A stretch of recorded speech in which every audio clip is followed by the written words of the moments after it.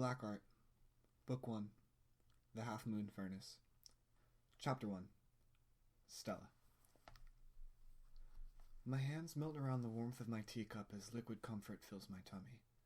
Snow falls outside and the wind howls, whistling through all the holes and crevices in this house. I shiver briefly at the sound before leaning back in my chair.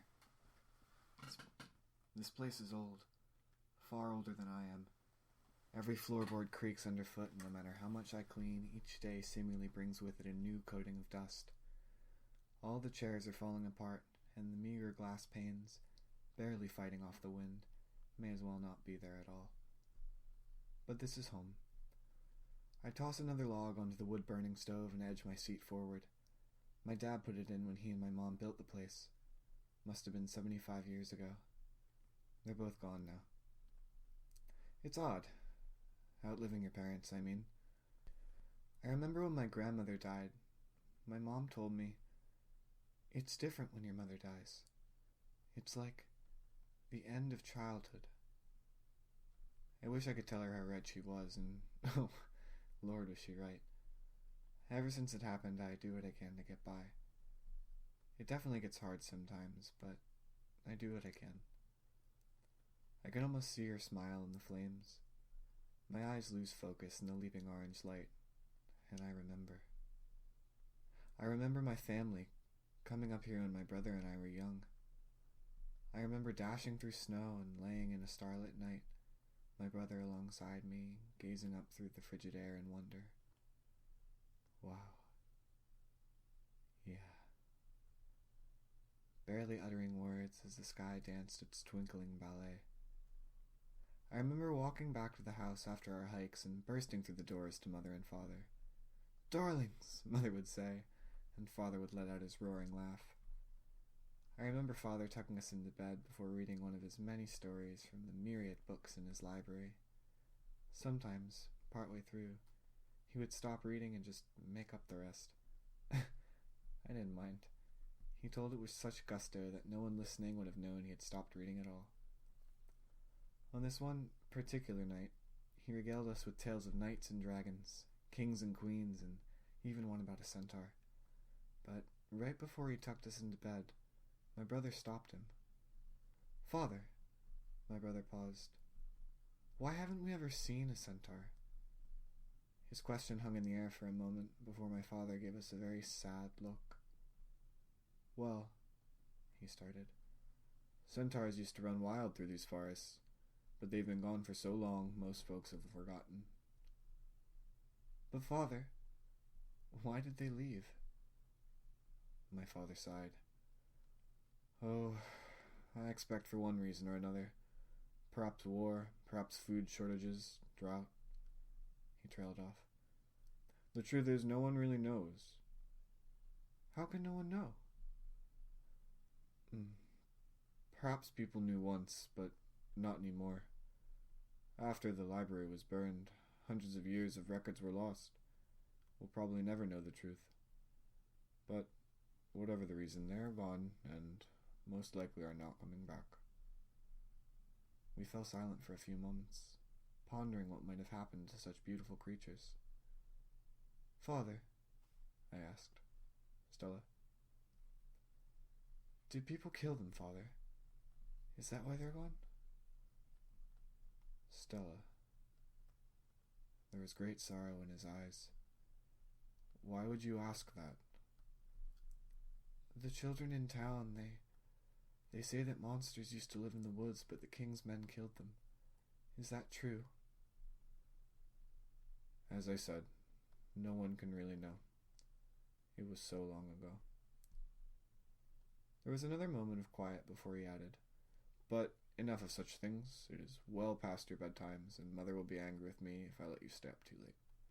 I love the both of you dearly. Marcus," he kissed my brother's forehead.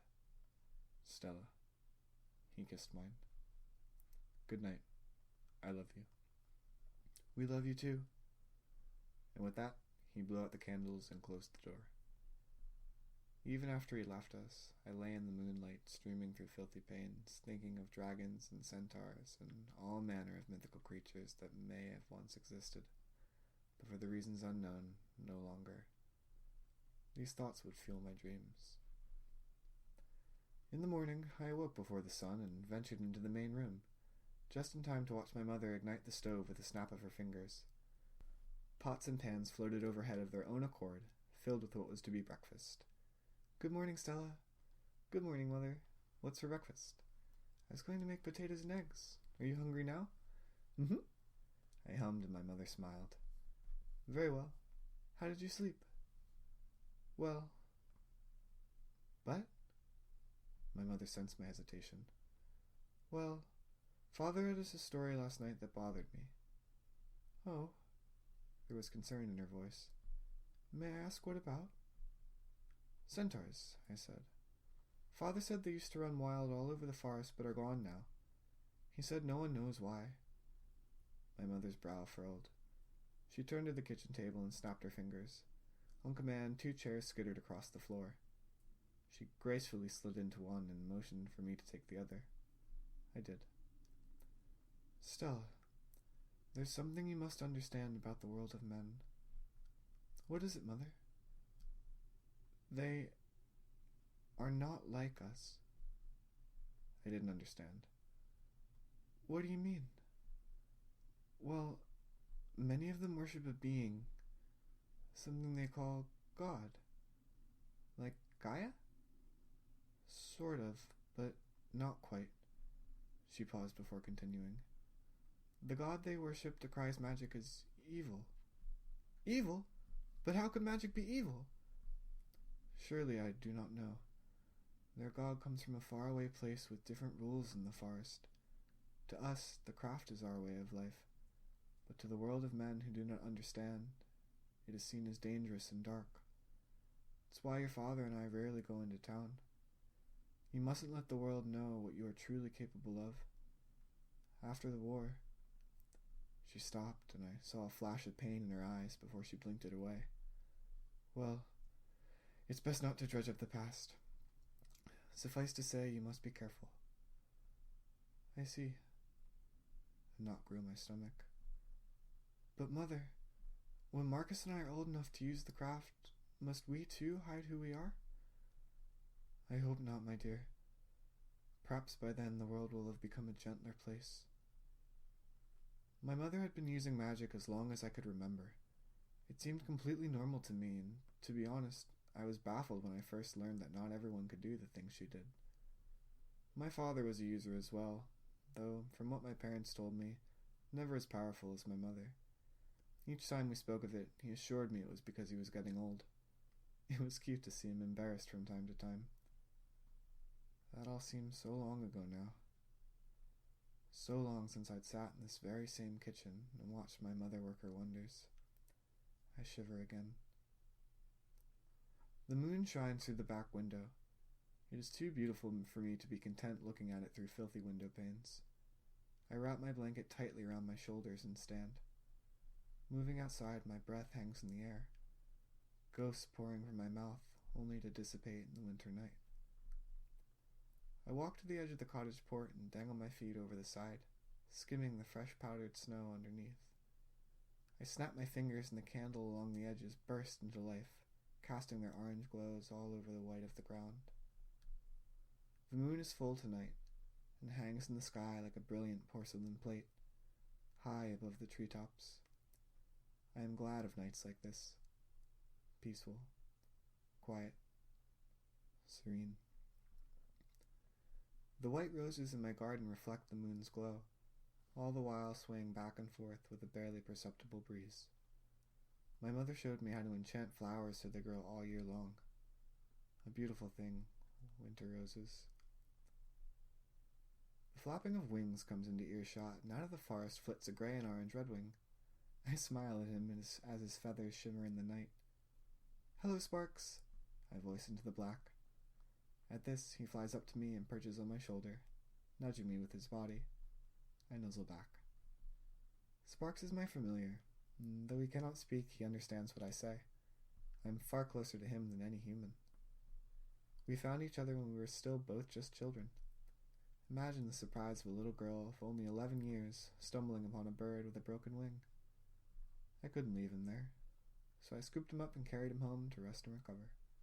It's been 8 years since. Sparks departs from my shoulder and flits back into the garden, humming over the flowers. I lay back and drink in the moon. I feel my heart thump in my chest, and I can hear the forest breathing. I close my eyes and strain to listen to the stillness. At first, only to my body, but then to the trees and the wind and the rustling of the creatures just out of sight.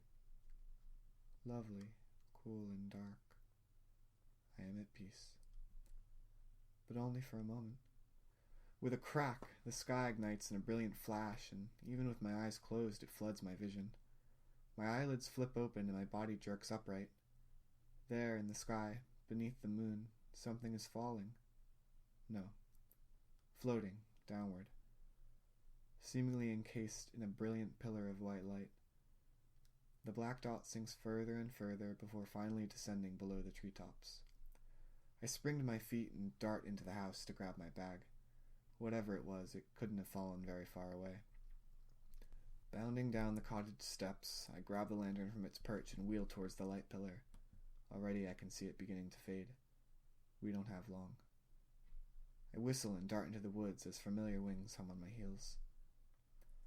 I'm thankful I've lived here this long. Our progress is swift, as even in the dark, I am sure of my footing. The light is fading now. We'll have to be quick. I pause for a brief moment and pull my shirt open. Sparks happily wriggles inside. He can't keep up with me for very long at full tilt, tiny wings and all. Again, I dash off toward the light. A few more minutes tick by and the beam is nearly faded completely, but it's okay. I am upon it. A moment later, we burst through the brush into a clearing, at the center of which, sprawled on the ground at the foot of the pillar, is a girl. I can only see her for a moment before the forest around us returns to shadow. My lantern glow is the only source of illumination. The moon has gone dark, covered by clouds now. I stand for a moment to catch my breath before stepping forward. She lies naked, laying amidst a tangle of long, silver hair. I look closer. The girl is only a child. She can't be older than 12. A strange thought crosses me. Could this girl have been the object I watched fall? No. Humans cannot fly. And besides, this girl has no wings. Someone must have beaten me here. Maybe this girl got in the way? If it was mercenaries, it would explain her nudity, but that wouldn't make much sense either. Why leave her here? The slavers' market is only 3 days north. She would earn a fortune. I drop beside her and rummage through my bag for my blanket. Draping it over the girl's body, I gently shake her arm. Hey, I nearly whisper. No response. Hey, I voice a little louder, accompanied by a heftier shake. Still, she doesn't move. I frown and shove her harder. Still nothing. Great, she won't wake up. I look about the clearing, surveying my options. Gods only know what might have come her way. I let out a sigh as Sparks wriggles out from my shirt and sets atop my head. Others must be coming. Could not have been the only one to see that light. I'll have to carry her out of here. Resigned, I stand, but as I do, movement catches the corner of my eye. I turn to whatever it is, but it vanishes before I get a good look. Hello? I venture tentatively into the darkness. There is no response. I feel Sparks light from the top of my head and buzz off into the trees. If it's anything to fret over, he'll let me know. I turn back to the strange girl and begin towards her, but more movements in the brush make me stop. From the far side of the clearing emerges what look like men, but they are not men. Their skin is rough, like tree bark, and their slender frames tower over mine. Tree spirits. It had been several months since I'd last encountered the Fae. Normally they stayed away from humans, but they've come to tolerate my presence in their woods. Hello, friends. I speak with phlegm in my throat. Hello, human. You are the witch by the river? The voices rasp like stones grinding against one another. I flinch just a little. Yes. I hate the term witch. I've seen too many of my people burn for the title, yet wear it I must. especially in the presence of the Fae. It's one of the reasons they bother speak with me at all. I'm not expressly human. What do you want with this girl here? I want to help her. I saw a bright white light, but when I got here it was only her. I wondered if mercenaries might have heard her before I'd arrived. Breathe easy, child. You are the first to reach the clearing. But that means... I stopped. It seemed too ridiculous. The druids neither confirm nor deny my inclinations, but there seems no other answer. This girl must have fallen from the sky. You do not have very long. They speak again, and I am returned to the present predicament. How many others are coming? At least 13 men, several groups. You should hurry. I can't lift her on my own. Can you help? Yes. Another hoists the fallen girl into their arms. Time to go. I whistle for Sparks, and sure as clockwork he buzzes out from the trees. An instant later we're off, back to the dark from whence we came. Homeward.